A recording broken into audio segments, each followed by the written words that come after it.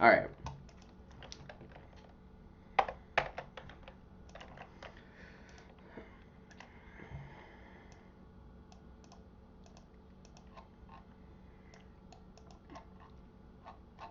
Oh, this wasn't 20 questions like it said it was, unless I did something wrong.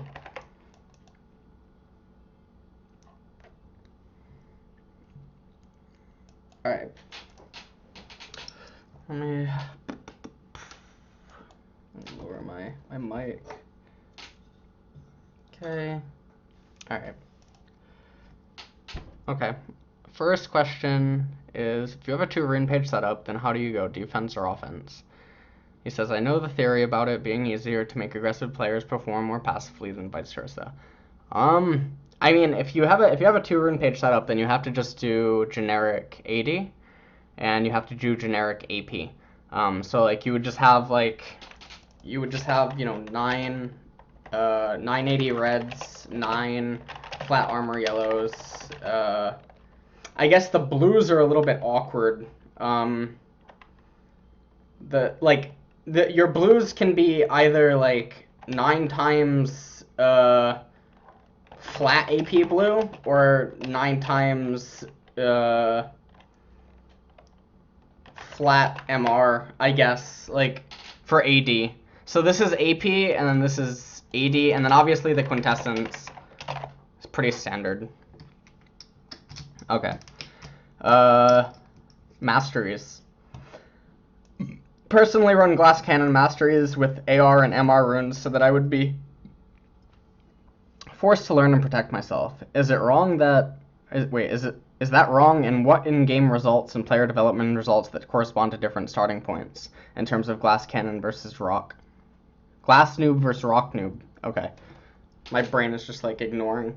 This mindset that you have is really bad. So basically, there's no such thing as like glass cannon masteries. There's no such thing as like glass cannon with AR, MR runes. Or, like, there's no such thing as rock. Like, I don't know where you got these terminologies, but like, glass cannon is a reference to more so itemization rather than it is masteries and stuff. Basically, masteries, they're not really solved, but they're solved kind of to principle in the sense that each champion only has about, I'm going to say on the high end, maybe like 6 to 7 different possible mastery setups. Like for instance, you know, if I open up, you know, League right here or something. Now I'm only level 13, so I can't like show too much, but like if I open up a mastery page, right? Most of the time, like this will just go to 4, maybe sometimes 1 in this, you know, sometimes you'll have that, sometimes you'll have this, you know, etc. And now like if I'm going to be Fizz or something, right? And, you know, he has different masteries where he can have 2703, he can have 3000, he can have 219, etc. Those, for the most part, are pretty solved. And when I say solved, I mean that they've been determined to be the best. And like all things, they are up to preference in some ways. Like maybe, you know, specifically, back in the Samsung era, Dade and Pawn used to take double-edged sword on a lot of champions that Faker wouldn't, and that was a preference. Dade and Pawn would not take Butcher and Feast, but Faker would. Stuff like that. That's a preference. Like when you're changing around like 3 mastery points, it comes down to your play style and your belief. But for the most part, like everything, like the 21, the 30, etc., that's all really solved. And all that you need to do to, you know, solve that or find out what it is go to pro builds, and search your favorite pro player, and then just kind of use that as like a reference. So I hope that answers your question about masteries. In terms of itemization, again, that's basically solved by pro builds. What would be a good champion pool for that poor man setup at low skill level? Poor man in what sense? I guess it's not really provided to me what that really means, unless like you're referring back to the 2 rune page setup, like that you're not buying rune pages or something, or you don't have the IP to get them. And I guess in that case, like, okay, so if I look at now, I guess this is a bad example I've ever championed on here. But if I'm looking across champions, I mean, Annie, I think, is a 450 IP champion. She's really standard, really powerful in solo queue. You can get her. Rise is coming back. He's down here, 450 IP. You can definitely get him. I don't know who the supports are that's 450 IP. But like there's plenty of champions that you don't have to run the expensive IP champions. So, you don't really have to concern yourself with that. I think Graves, I may be wrong. I think he's 4,800, but I'm not entirely sure. I mean, that's not 6,300, but, whatever. You can end up picking him up. He's a pretty standard 80 carry. Caitlyn's a standard 80 carry, but I'm unsure of her IP. Basically, just, look at champions that, they may not be getting picked in LCS or LCK, but that's completely fine. The other thing is you don't ever want to get into the mindset that you must be playing what you're seeing on TV, or in TV sense, what you're seeing in the pro tournaments. Solo queue, if you're good enough and you're really good at the champion, anything can win. Don't let anyone tell you different. So that's pretty fine. And then just, pick what you like. Just find stuff that you like out of what you can afford and go with that. Basically the best I guess you elaborate on basically the best champions for learning that can be used with 2 rune pages. It would have to cover all 5 positions, as there's little possibility. I mean, Annie can go mid, top, and support. Rise can go mid and top. I guess if you get Ezreal, I'm unsure of his IP. He can go mid and AD. I guess Lulu can go mid-top and support. Kale can go mid-top, support, and jungle. I'm unsure about her IP. Teemo can go mid and top.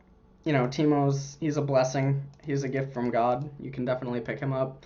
Pantheon can go mid-top and jungle. Master Yi can go mid-top and jungle. Morgana can go mid-top and support. Basically, just look for champions that, they share a lot of lanes and that they're not limited. Basically, what you don't want to do is you don't want to be the person that, you end up picking, I don't know, Twisted Fate, and he can only go mid lane. He doesn't have utility anywhere else. You don't want to be, the person that picks Evelyn, who can only go in jungle. You don't want to pick Blitzcrank, where you only go support. And, you'll have some people tell you that he can go top and mid, but generally, if you're taking him top or mid, you're significantly better than your opponents. So there's that. Map objective, safety versus my side. In normals, I've noticed that pendulum-like games are very rare, but all blind spots within my side of the river are punished very fast. 2 wards to cover opponent's dragon route or safer. This question doesn't really make too much sense because thinking about the game like this is really bad. Don't think that there is laws and there are theories and stuff, and some theories are better than others, but if you get yourself into this mindset and you're asking the question in this way and you're wording it this way, it makes me feel like this is your mindset and your approach to everything. So if I give you an answer, I feel like what's going to happen is you're going to take it as gospel, and then anything that falls outside of that spectrum of my answer, you're going to end up interpreting as blasphemy, or it's just flat out wrong and you're doing it right 100%. No.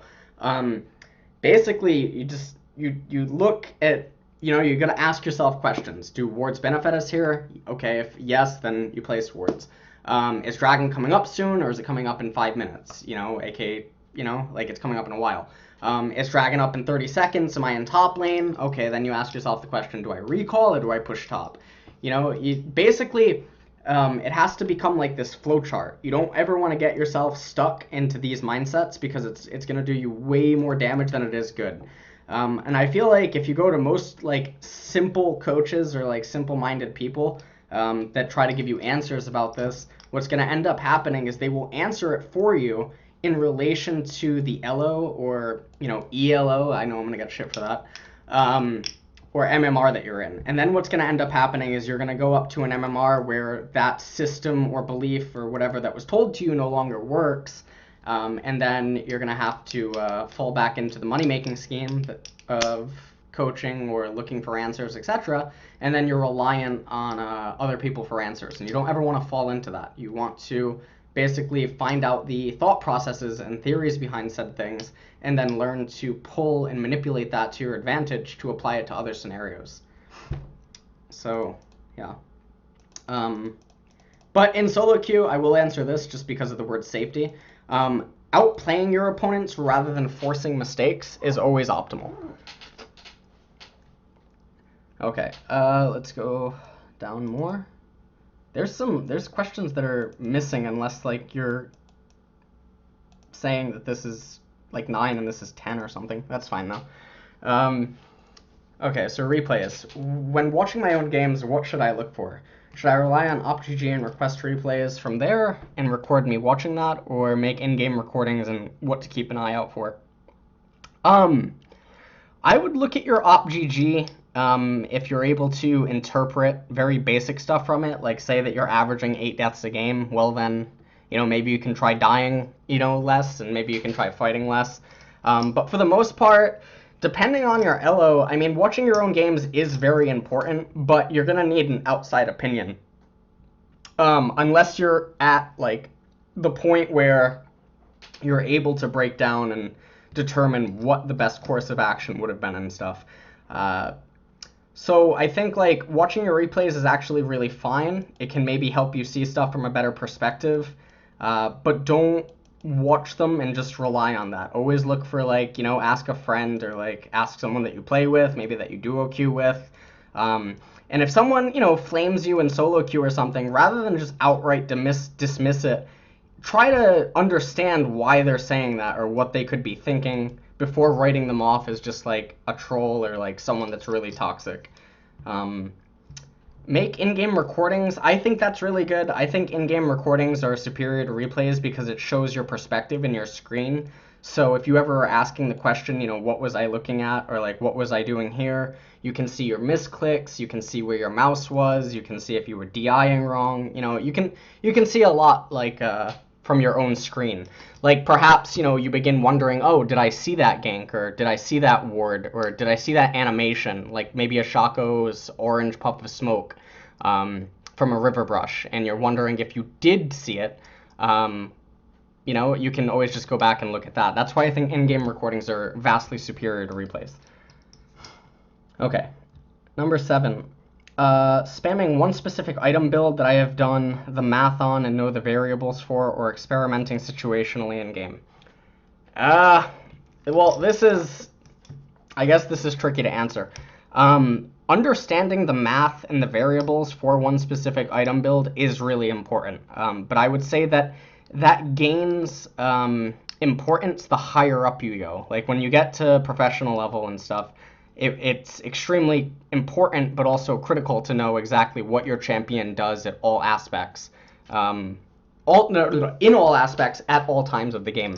But basically, if you're trying to learn the game and stuff, you have to learn that building situationally is superior to building just, one straight thing.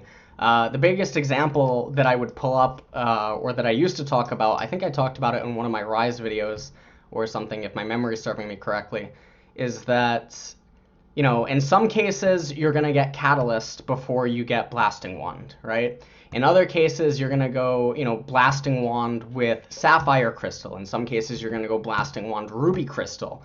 And then on your back, you're not even going to get Catalyst. You're going to just get, Sapphire with Boots, rather than, you still don't have the money for Roa, but just getting the Catalyst, what does that really give you? Well, it gives you 100 extra mana, and then it gives you 50 extra HP, and it gives you the passive. But you know that you're returning to lane in a situation where you're only going to level up once, so then, does the Catalyst passive really play an effect? Well, you're like level 9, it's not like you're going to get level 11 and do an all-in trade.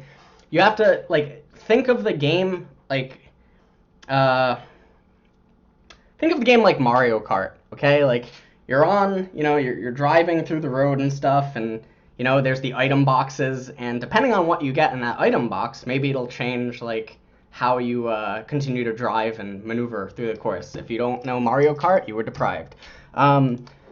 No, but in all seriousness, basically, I hope that makes sense. If you don't understand the Mario Kart analogy, that's completely fine. Just basically don't limit yourself to one build unless your champion only has one build.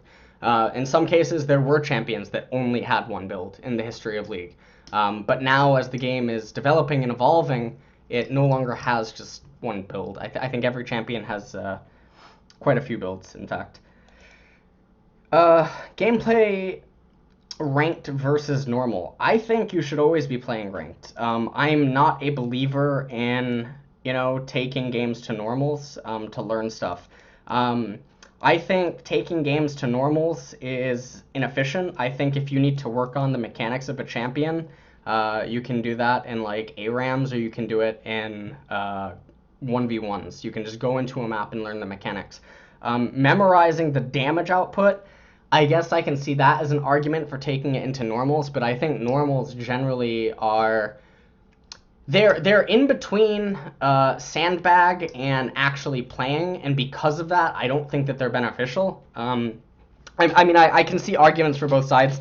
This is just my opinion. I'm sure that there are really good players that would recommend normals, and I can see the strengths for it. In my opinion, though, and just like my mindset and how I like to go about things, I want rank to be there so that there's something on the line, because I believe that'll force improvement quicker, and it will help me achieve faster results. Basically, normals is like lifting weights, and ranked is like lifting weights on steroids without the negative side effects of steroids.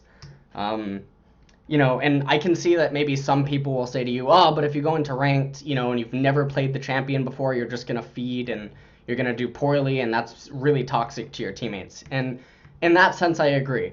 If you haven't played the game enough, if you don't have, 5,000 total games of League of Legends, it's probably unwise to just be like, hey, I like how Vladimir looks. Let me go and, try him out.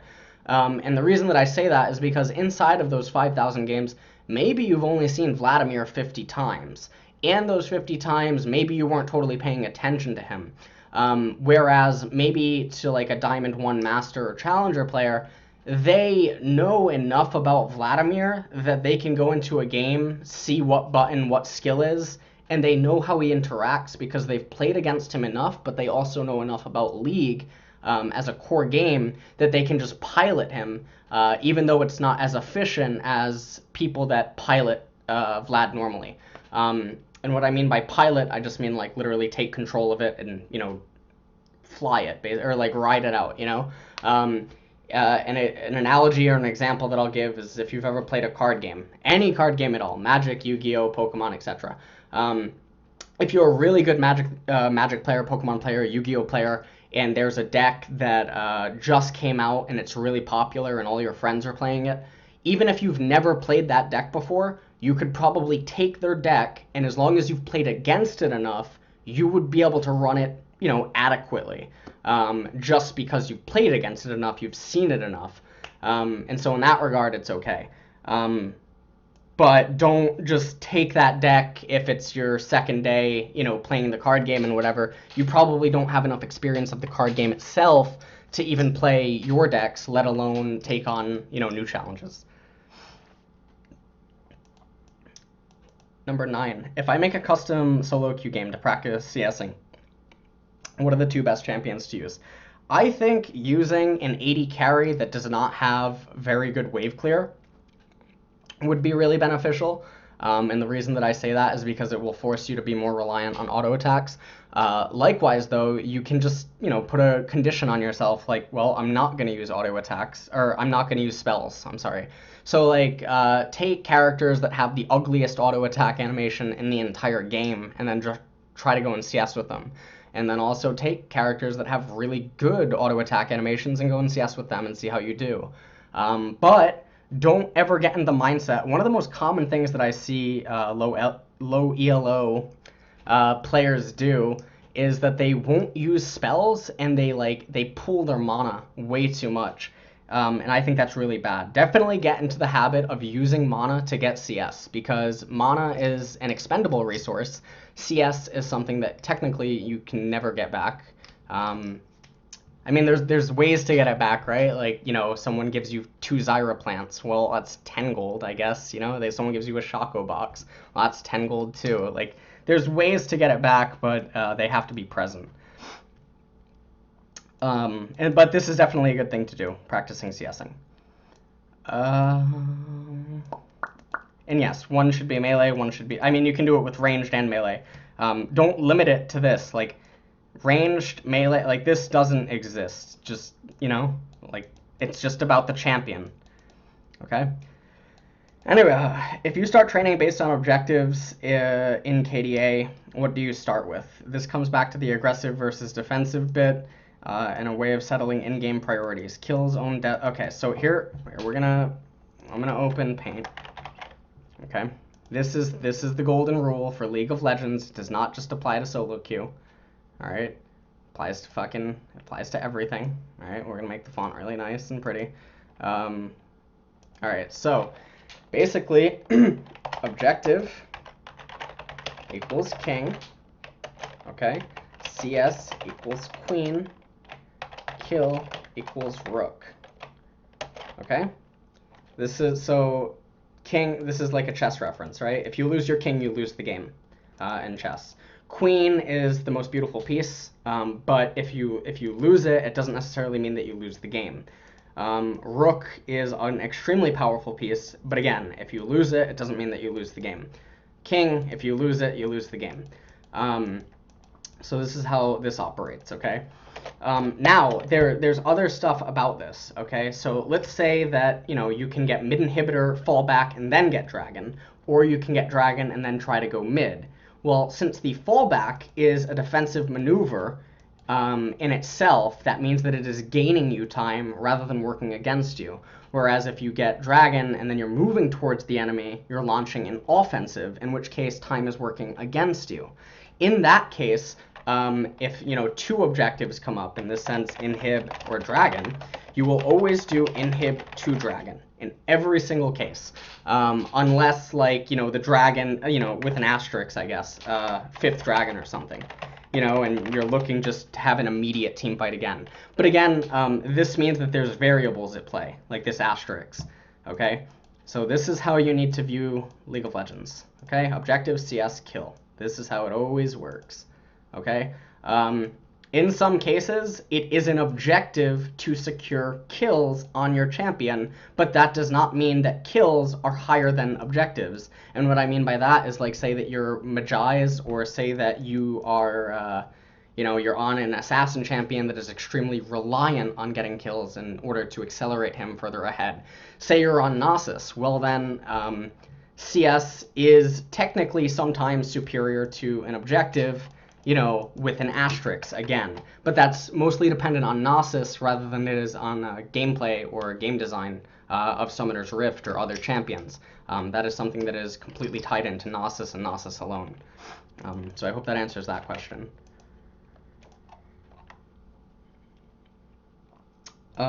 Should beginners buy and play the meta champions, or if they are personally not interested in LSC?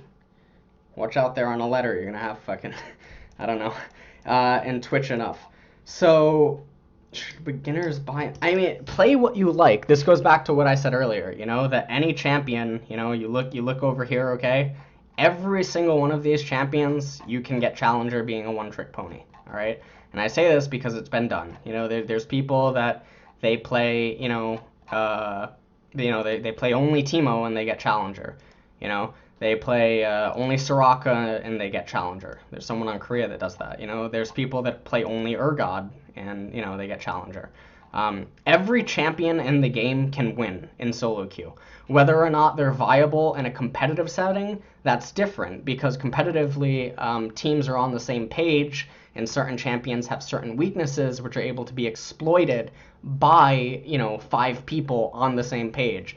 But inside of solo queue, it's kind of like walking into Walmart, you know? Maybe sometimes, you know, you are going to get that person that's really intelligent and they just clearly don't belong there. And by that, I mean, like, for some reason, Bill Gates decided to stop at Walmart because he needed Zyrtec because, like, his friend brought over a dog and, like, CVS down the street was closed, okay? Like, sometimes you'll get that smurf in solo queue, right? And then other times you're going to get the crack fiend walking in with the wife beater on and the mustard stains and they have bags under their eyes and a needle still in their arm, and they tell you that you are the crazy one and that God is coming and repent now 666, okay?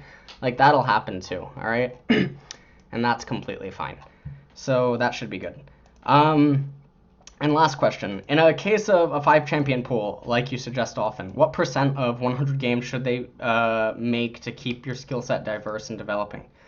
I don't totally understand that champion or the question about the champions. What percentage of 100 games should they make to... I mean, if you play 5 champions and you decide that you really like one of them the most, then just play that. Like, it's completely fine to have Annie be your main champion and you spam her any chance you can, you know, mid, top, and support. And then when Annie is picked or not picked, you know, when you have to go AD or jungle or something, you have another champion that you use. Like, that's completely fine. So don't think that, like, there's these laws about, like, numbers and stuff that, you know, you must play 75% of this champion. You know, you have to pay 15% of this champion and 10% of that, otherwise you just fail. You know, that won't work. So anyways, I hope this helped you out. It says 20 questions, but there's only 19. I mean, there's other questions added in, but some numbers are obviously missing, like 14 through 17 is missing. So you know, it's fine. But I hope this helps you, and you can use this for reference, and then basically everything else, you know, you can just use my videos and try to reverse engineer them and whatnot, and keep aiming to get better. Okay, all right.